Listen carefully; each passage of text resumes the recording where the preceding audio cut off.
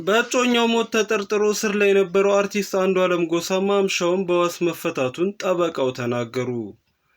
አርቲስት አንዱዓለም ጎሳ በእጮኛው ቀነኒ አዱኛ ሞት ተጠርጥሮ መጋቢት 2 2017 ዓ.ም ጀምሮ በእስር ላይ ይገኝ እንደነበር ይታወሳል።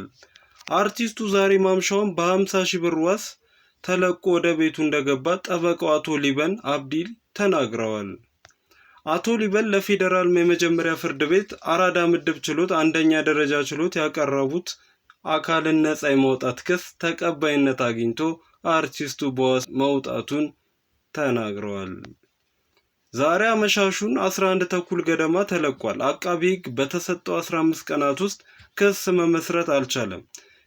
ይሁንና ደንበኛዬ ከቅዳሜ ጀምሮ እስር ላይ ቆይቷል።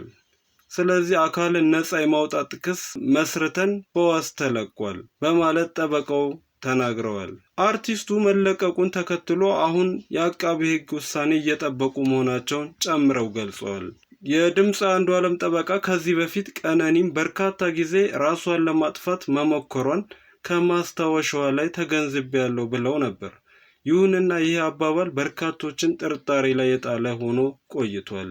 ሚዲያዎች የአንዱዓለም ጎሳን ጉዳይ ለመዘገብ ችሎት እንዳይገቡ የተከለከሉ ሲሆን በምክንያትነት የተቀመጠው የተሳሳተ መረጃ ያሰራጩ ነው በሚል ነበር።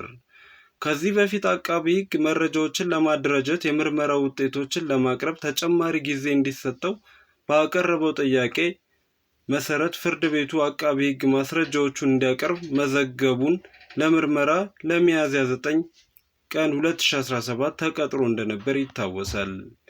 በለሚ ኩራ ክፍለ ከተማ ወረዳ 3 ልዩ ቦታው ሰንሻይን ቤቶች ፊት ለፊት ከሚገኝ ውዳሴ ህንፃ ላይ ነዋሪ የነበረችው ሟች ወይዘሮ ቀነኒ አዱኛ ዋቆ መጋቢት 01 ቀን 2017 ዓ.ም ከሌሊቱ 10 ሰዓት አካባቢ ከቤቷ የማብሰያ ክፍል በኩል ካለው በረንዳ 5ኛ ፎቅ ላይ ወድቃ ተገኝታ ለሕክምና እርዳታ ወደ ያኔት ሆስፒታል እየተወሰደች ባለችበት ወቅት ህይወቷ ማለፉ ይታወሳል።